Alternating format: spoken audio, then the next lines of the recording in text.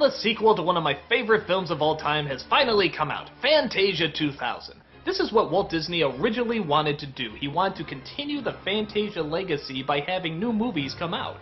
But since the first one didn't do so hot, they decided to scrap that idea. However, the popularity for Fantazja kept building, and they decided to finally do a sequel years later. It's fantastic, it's brilliant, it's stupid and lame. It's new and inspiring, it's old and's been done. It's a creative, magical experience. It's a complete sellout by every means of the word.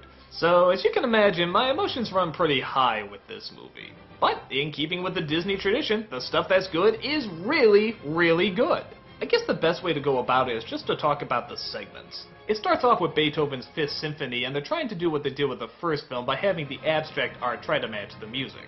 At times it does, but for the most part, it's trying to tell a story. Like how there's this mama butterfly and this baby butterfly, and they try to get away from these evil black butterflies, and yeah, if it's trying to go abstract, why are you trying to put a coherent narrative to it? And on top of that, sometimes the coherent narrative doesn't match the music, so it doesn't even work in that sense. But it's got a few good visuals in there. Next we have The Pines of Rome with the flying whales. This is awesome. The CG makes the size and weight of the whales just look gigantic. It matches the music perfectly, and on top of that, it just builds and builds at the end. In fact, this probably would have been better as the last one, but, you know, what can you do? The story of the Tin Soldier is okay, though like most Disney films, they change the ending around. It matches the music and manages to be a cute little fairy tale. Rhapsody in Blue is a new take, not only in music, but in style, too. They take sort of an Al Hirschfeld style to the whole thing, and yeah, it works really well. It matches the music nice, and it's good to see Disney try something new, especially with Fantazja. The flamingo with a yo-yo... yeah, just say that out loud. There's a flamingo with a yo-yo that's the focus of one of the musical segments in a Fantazja movie. Well, you can guess my problem. It's cute, but really, you could see that on Tiny Toons or something. It doesn't seem like Fantazja related. They replay The Sorcerer's Apprentice, that's always fun.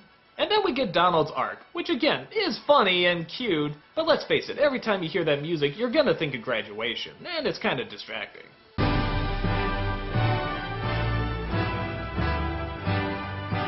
It gets a few laughs though, so I guess it works fine. And the last one is the Firebird Suite. Again, some of Disney's best animation here. Mixing some of their classic style of animation, but also mixing some new stuff. Is it me, or does that sprite look very anime-ish? Well, this one matches the music great, it looks great, and it's a nice finale. Though, again, the whales would have been a little better, but I'm just nitpicking. Unfortunately, we also have celebrity appearances. That's Steve Martin, probably at his worst. Could I have my violin, please? Ah, thank you. All right, boys. Oh, sorry. Could I have another stick thingy, please? We also have Bette Midler, James Earl Jones, Angela Lansbury, Penn and Teller. Oh, for God's sake, Penn and Teller? Really? That's like when they invited Beavis and Butthead to the Oscars. Just something doesn't seem right here. Some of them can add a little bit of class and dignity, but most of them are just spending time either congratulating what a great movie it is, even before it's done, and the rest of them are just making really painful jokes. Oh, and camera back on me. Camera back on me. Yeah, the look on that woman's face says it all.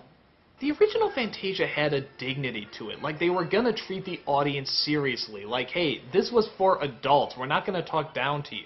This is some of the greatest music ever written, we worked really hard on this, and we're gonna treat it that way.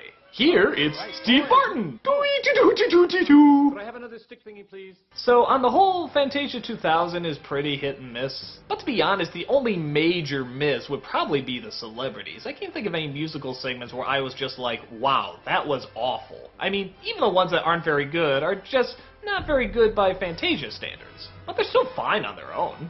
And as I said before, the stuff that's good is incredibly good. This is some of Disney's best animation in years. It allows them to just be creative, do what they want, just let the animation breathe.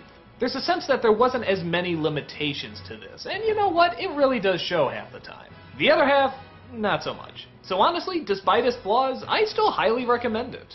Is it the first film? No. Do any of them meet the power or seriousness of the first film? No. But some of them do come close. Overall, I really like it. Yeah, I hate sitting through the celebrities and some of the other musical segments as much as you do, but the payoff is just too good of a payoff. I say definitely check it out. just have the fast forward button on standby.